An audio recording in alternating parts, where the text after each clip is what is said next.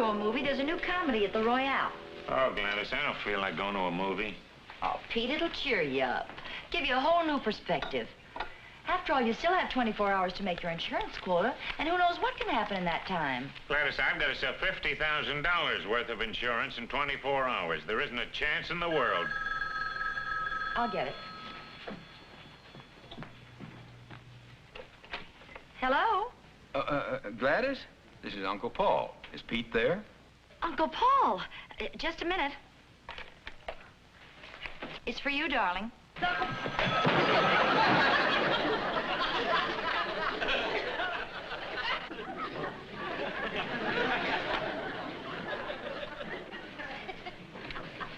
Oh, sorry, I tripped.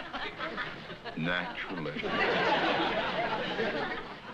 It's your Uncle Paul. Naturally.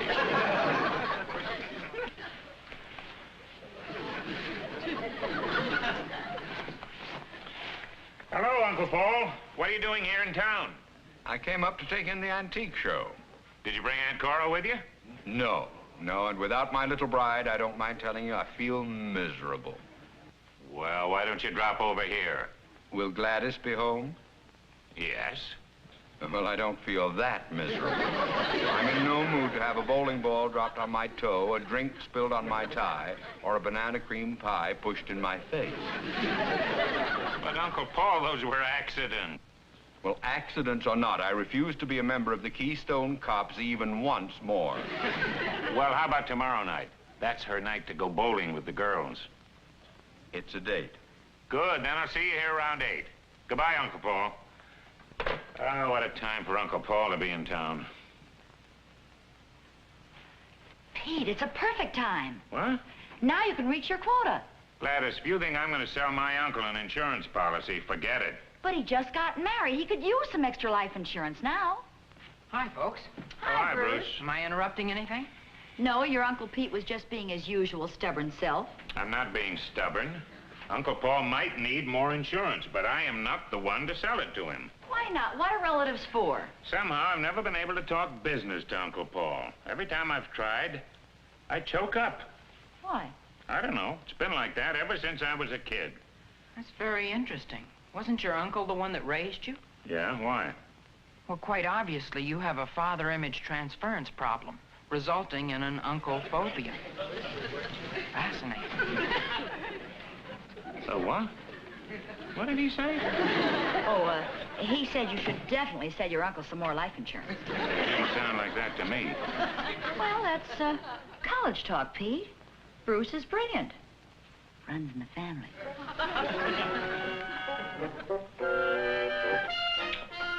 Bye, honey. I'll see you at dinner, okay? Okay. Bye-bye. Try now.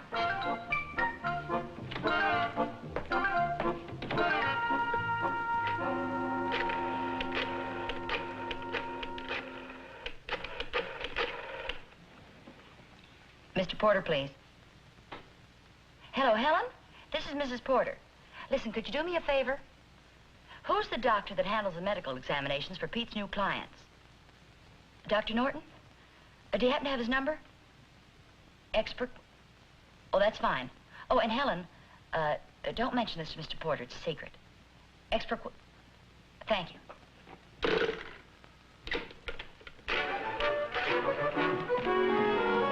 What are you looking for, honey? I can't find my bowling ball. You told me you left it in your locker. I forgot. How do you... Hey, is that your new bowling outfit? Uh-huh, you like it? Look, the name of the team, Middies. Oh, that's cute. Hope we win. Oh, I better get out of here. I don't want to be around when your Uncle Paul is here and you're trying to sell him a policy. Forget the policy, Gladys. I'm not even going to try. Pete, you can't do that. You promised. I know, and I've been nervous all day just thinking about it. I'm not going to make a fool of myself. Oh, hi, Aunt Gladys. Hi, dear. Dinner's in the kitchen, cold cuts. Oh, well, thanks a lot, but I'm going out to eat with some of the fellas. They'll be by in a minute. Uncle Pete? Yeah? Your Uncle Paul isn't here yet, is he? Not yet. Oh, good. Then there's still time. For what? Well, I mentioned your uncle phobia to my psychology professor, and he used it as a basis for his lecture today. How exciting. What's so exciting about it? Does the whole world have to know that a grown-up man like me is afraid to talk business to his uncle? My professor seems to feel that a certain traumatic business experience must have occurred between you and your uncle when you were a child, thus creating a mental block. Therefore, if you could recall this experience, you could eliminate the mental block that prevents you from communicating with him now. What was the experience, Pete? Can you remember it? Well, Gladys, it's been a long time since I was a child. Besides, he has obviously repressed the memory. Thus, it exists only in his subconscious. Oh, fine. Oh, that's really great. How do you remember things in your subconscious? One of the ways is through psychoanalysis. How long does that take? Oh, anywhere from 3 to 5 years. No, that's too long. Pete's got to talk to his uncle tonight. Don't they have instant psychoanalysis? No, but sometimes hypnosis works. That's just peachy. Now, all I have to do is drop into my friendly neighborhood hypnotist, and he'll solve everything. Well, maybe I can help, Uncle Pete. You see, I stayed after class and got my professor to explain the fundamentals of hypnosis to me. He said that anybody could hypnotize anybody else as long as they're willing. Thanks anyway, Bruce, but if you ask me, all that hypnosis stuff, it's a lot of bunk. Oh, no, it isn't. My professor hypnotized me this afternoon. He took me back to my childhood. Going back to your childhood is practically commuting. Going back to my childhood would be a sleeper jump. Well, your age doesn't matter. It's your willingness that counts. Go on, Pete, try it. Oh, go be a sport. It won't do any harm. All right, but I know it's not going to work. Well, now, just settle back and relax. Just try to relax all over. Now follow the shiny object with your eyes. You are going into a deep sleep. You are getting very tired. Very, very tired. Your eyelids are getting heavy. In a moment, they will be so heavy that you will not be able to keep them open. Getting sleepier. Now close your eyes. You are now in a deep, deep sleep. You are now going back in time. Drifting back. Drifting back. When I tell you to open your eyes, you will be a child again. A child. A child. You will remain a child until I snap my fingers and bring you back to the present. No one but me can bring you back. Now, when I count to 3, you will open your eyes and be a child. 1, 2, 3.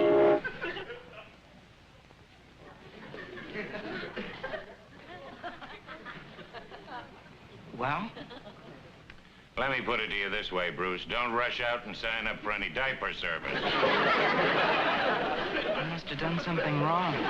Nice try, but I told you it wouldn't work. No, that's for me. I better run. I'll see you later. Gladys, it might be a good idea for you to leave now, too, before Uncle Paul gets here. Gladys? Gladys! Gladys, didn't you hear me? What is it, Dad?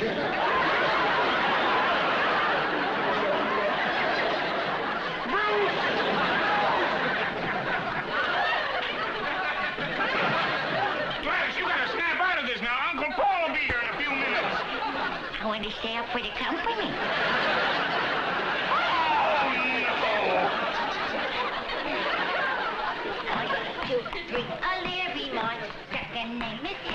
Listen, Gladys, you gotta snap out of it. You're a big girl now. Gladys, this is Pete, your husband, remember? Here comes the bride. Here comes the bride. Oh. Gee, I gotta find Bruce before Uncle Paul gets here. Maybe if I call that Chinese place. He loves chop suey. 1, 2, 3. I'll every mine. I've got to get you out of here. You make me miss. I don't like you. You're mean, man. Where are we going? We're gonna go to a movie. I don't want to go to a movie. There's gonna be a Mickey Mouse. I'm scared of mouses. Come on. I don't want to go.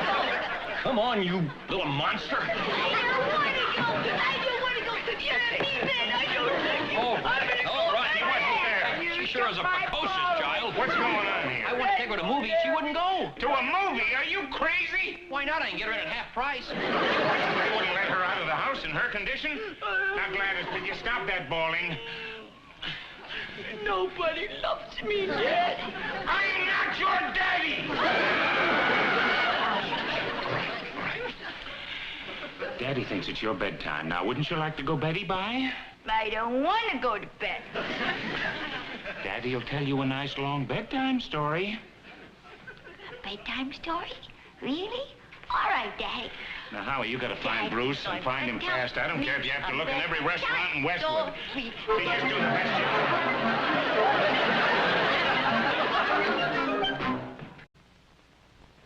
So, Little Red Riding Hood said, "Granny, what big eyes you have." And the wolf said, "All the better to see you with, my dear."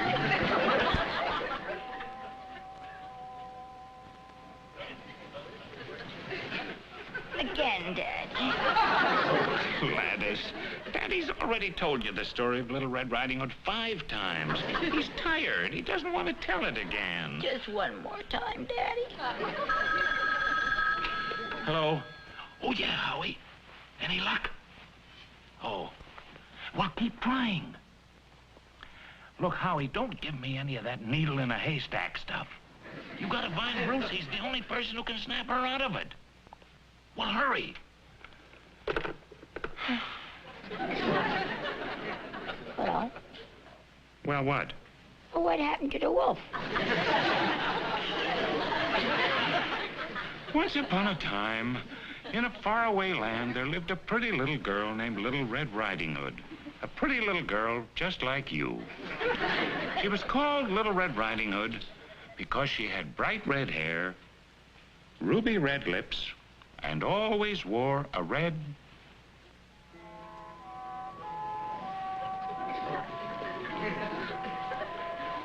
Boy, you're getting heavy. We're gonna have to cut down on your formula. Oh, hi, Uncle Paul. Good evening, Pete, my boy. Oh, is she out? Way out. You may not know it, Pete, but actually I'm very fond of Gladys. Oh, I know you are, Uncle Paul. Well, thank you. After all, you are my favorite nephew.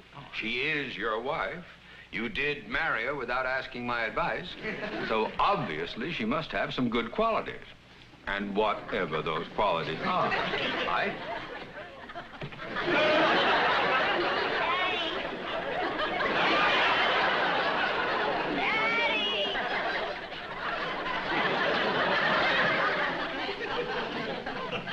I want a drink.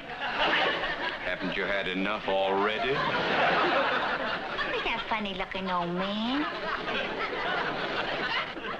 Gladys. I think I'll be running along. Please sit down, Uncle Paul. I can explain all this. There's nothing to explain. It's perfectly obvious. She's stoned. You're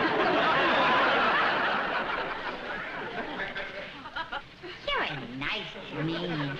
I always knew she was immature, but this is ridiculous. Hey, you want to play horsey? No, I do not want to play horsey. I want to play horsey. Well, I do not want to play horsey. I want to play horsey. I want to play horsey. Gladys, it's way past your bedtime. Now, come along, honey. Gladys, I want you to go to bed now. I don't want to go to bed. I want to stay and play with the funny-looking old man. Well, all right, but go over there and sit down like a good girl. What is going on with this woman? Wow. Look at the fountain pen. I'm going to squirt you right in the eye. Gladys, will you sit down now and be quiet?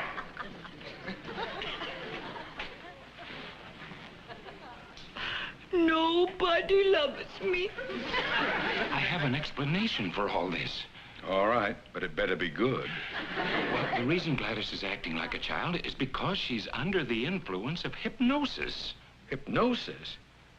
How many belts have you had? I'm serious. She was hypnotized by her nephew, Bruce. And the funny part of it is, he was trying to hypnotize me. Oh, come on now. No, really. I was sitting right there, right where you were sitting. And Gladys was standing right beside me. And he came up to me, and he started waving his watch in front of my face. And he said, now just relax all over. You are going into a deep, deep sleep. You are getting very tired. Your eyelids are getting very heavy. Now you are in a deep, deep sleep. You are going back in time. When I tell you to open your eyes, you will be a child again. And so forth, and that's all there was to it. Well, it didn't affect me the least little bit. But Gladys... Uncle Paul? Uncle Paul? What is it, Daddy? I got a baby brother.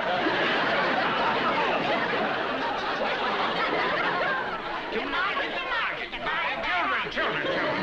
Well, operator, what? Oh, well, thank you very much. Hog. All right, children, that's enough now. Would you get off? Get off, please. Let me slide, Daddy. No, Horsey's tired. No more. Daddy. No! I'll hold my breath till I get sick. I'll kick my feet. Oh, now stop it. Cut that out now. No more Horsey. Think of something else to play. I know. Let's open up a lemonade stand. Oh, can we, Daddy? Please don't want to open a lemonade. Oh, all right. But Daddy's got to make this phone call first. Want to play something till Daddy comes back? Yeah, let's play. Let's get in trouble. Yeah. I want to play soldier. All right. I ain't gonna play soldier unless I can have a hat. Gonna give you a hat. You gonna be the general.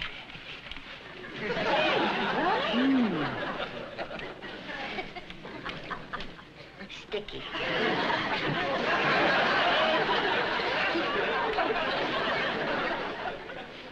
I made a picture. I want to make a picture, too. Mrs. Schiff, this is an emergency. I've got to speak to the doctor.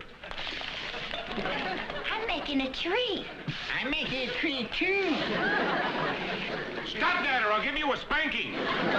No, not you, Mrs. Schiff. You've got to find the doctor. My wife is finger painting all over the walls. Yes, my wife. No, the doctor is not for me. You ain't got no more mud, Paulie. No. You want some more? Yeah.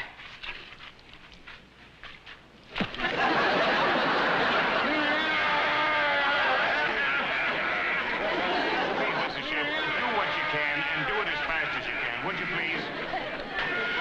Gladys! Gladys, why did you do that? You're a naughty girl. Don't naughty me, Daddy. Paulie, did you stick your tongue out at her? I'm ashamed of you. Make him say he's sorry. Now, you tell Gladys you're sorry.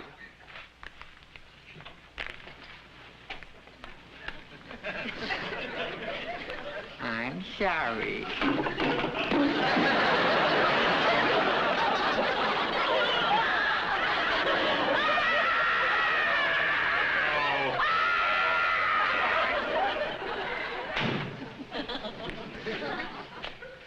I find that difficult to believe, Mr. Brenner. You don't really think that Pete Porter's trying to slip something over on the company, do you? Oh, let's face the facts, Doc. Now, Porter's been upset and depressed for not meeting his new insurance quota. And tonight is the deadline for the bonus. Now, that uncle of his has been his uncle all his life. Why should he wait till tonight to insure him? That's a good question. Why? I'll tell you why. I'll bet there's something wrong with that uncle of his. I'll bet he's uninsurable. Well, we'll know in a few minutes.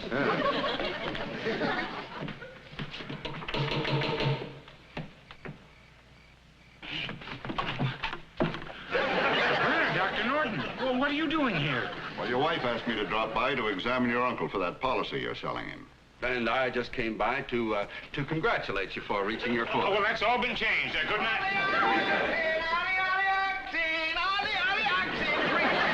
Hi, Daddy. Mr. Brenner, Doc Norton, this is my Uncle Paul. I gotta find her. Here I come, ready now. I can explain. Spare me the explanation, Porter. Well, it's perfectly logical, Mr. Brenner. Logical. Do all the adults in your family amuse themselves by playing hide-and-go-seek? Well, no, of course they don't. But please come in, Dr. Norton. Now, let me tell you what happened. You might not believe this. Boy didn't find me. Oh, yes, I did. No, you didn't. Yes, I did. No, you didn't. Yes, I did. Patty cake, baker's man. Bake me a cake as fast as you can.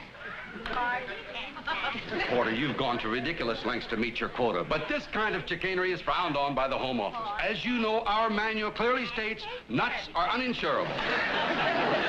Please listen to me, Mr. Brenner. They're both under the influence of hypnosis. I never would have believed it. Hypnosis. Hypnosis. Oh, Bruce, there's he.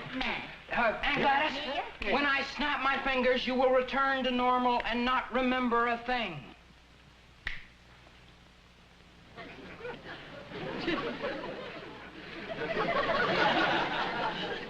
Uncle Paul, what happened to you? Pete, Mr. Brenner, what's everybody doing here?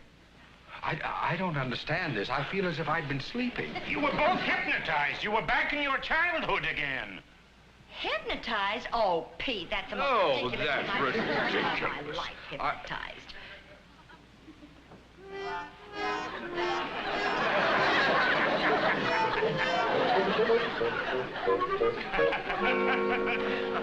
Well, I know it's hard to believe, but you did that to the walls, the two of you. Oh, Pete, all over my Really. throat. Why did you stop? Not only that, you were even going to open up a lemonade stand. A lemonade stand? Yes. What? A lemonade stand? Yeah. Now, that's odd. What? I guess that must have stuck in my subconscious mind. I've never forgotten the time you opened up a lemonade stand when you were a boy. I did, Uncle Paul? Yes. Don't you remember? You tried to sell me some, and I said, Peter, never depend on relatives in business. Then you kicked me in the shin. Really? Oh, and did I tan your hide? That's it. That's what? That's the reason Pete's always been afraid to sell you an insurance policy.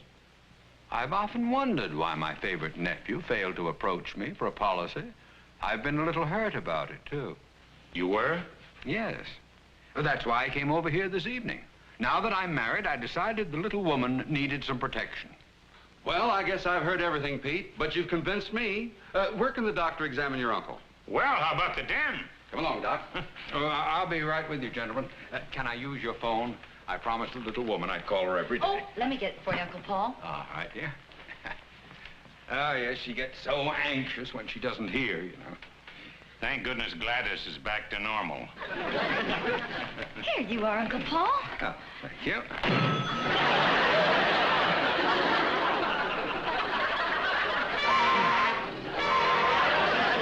Make that 2 policies. 1 for life, 1 for accident and health.